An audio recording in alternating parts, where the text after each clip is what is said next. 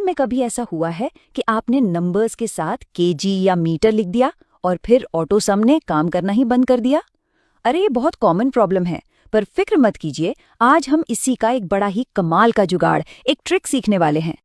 तो सवाल यही उठता है, आखिर ऐसा होता क्यों है? मतलब जैसे ही हम नंबर के आगे केजी लिखते हैं, हमारा बेचारा ऑटो सम एकदम से धोखा दे जाता है। ऐसा लगता है जैसे एक्सेल कंफ्यूज हो गया हो, उसे समझ ही नहीं आता कि ये नंबर है या टेक्स्ट।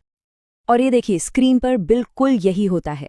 1 kg, 2 kg, 3 kg, और जब इनको जोड़ने की कोशिश करते हैं तो क्या मिलता है? जीरो, बड़ा सा जीरो। क्योंकि एक्सेल के लिए ये अब नंबर रहे ही नहीं, ये बन गए हैं टेक्स्ट। और टेक्स्ट को वो कैसे जोड़ेगा, है ना? लेकिन घबराने की कोई जरूरत नहीं है। इसका एक बहुत ही आसान और सच कहूं तो बहुत शानदार उपाय है, और वो है कस्टम फॉर्मेटिंग। चलिए अब देखते हैं कि ये जादू होता कैसे है। तो चलो सीधे इस प्रॉब्लम को सॉल्व करते हैं। स्टेप बाय स्टेप देखते हैं कि इस कस्टम फॉर्मेटिंग का इस्तेमाल करके इसे कैसे ठीक करना है। प्रोसेस बहुत ही सिंपल है, ध्यान से देखिए। सबसे पहले तो सेल्स में सिर्फ नंबर्स डालने हैं, कोई केजी वगैरह नहीं, ठीक है? फिर उन सारे सेल्स को सिलेक्ट करके कीबोर्ड पर दबाना है कंट्रोल और 1। इससे फॉर्मेट सेल्स का बॉक्स खुल जाएगा। अब बस कस्टम कैटेगरी में जाकर टाइप वाले बॉक्स में लिखना है हैश, फिर एक स्पेस और फिर डबल कोट्स के अंदर केजी। बस ओके पर क्लिक कीजिए और आपका काम हो गया। ऑटो सम अब तैयार है। और ये रहा रिजल्ट। देखा, एकदम परफेक्ट। 1 kg, 2 kg और 3 kg का टोटल अब बिल्कुल सही 6 kg आ रहा है। हो गया ना काम? हमारा ऑटो सम अब बिल्कुल वैसे ही काम कर रहा है जैसे उसे करना चाहिए। अब आप सोच रहे होंगे कि ये हुआ कैसे, मतलब ये कोई जादू है क्या? चलिए समझते हैं कि इस ट्रिक के पीछे का लॉजिक क्या है, ये काम कैसे करता है। तो इसका सीक्रेट ये है कि एक्सेल ना दो चीजों को अलग अलग देखता है। एक जो सेल के अंदर की असली वैल्यू है, और दूसरा जो हमें स्क्रीन पर दिखाई देता है।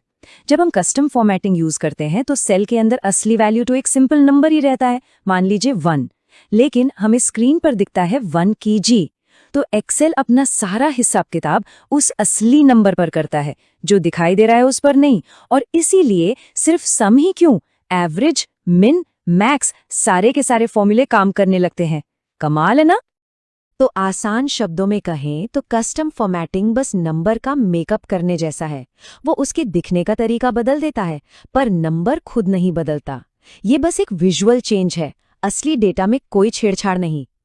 तो अब जब ये शानदार ट्रिक पता चल ही गई है, तो क्यों न देखें कि इसे और कहां-कहां इस्तेमाल किया जा सकता है। ये ट्रिक सिर्फ केजी के लिए नहीं है, ये तो बस शुरुआत है। इसे किसी भी यूनिट के लिए इस्तेमाल कर सकते हैं। मीटर के लिए एम लिख दीजिए, लीटर के लिए एल, या रुपए के लिए आरएस। बस कोट्स के अंदर की यूनिट बदलते जाइए। आप सोच भी नहीं सकते कि इससे कितने काम आसान हो जाएंगे। तो चलिए फटाफट से मेन पॉइंट्स को दोहरा लेते हैं। पहली बात, ऑटो सम को सिर्फ नंबर चाहिए, टेक्स्ट नहीं।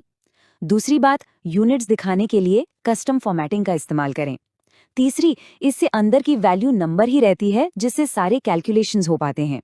और आखिरी बात, ये तरीका हर यूनिट के साथ काम करता है, मीटर्स, रुपए, पीसेस, कुछ भी। और अब आखिर में एक सवाल। अब जब ये पता चल गया है कि नंबर्स और टेक्स्ट को ऐसे साथ में दिखाया जा सकता है, तो जरा सोचिए, एक्सेल में और कौन कौन सी कैलकुलेशंस है जो इस एक ट्रिक से चुटकियों में आसान हो सकती हैं।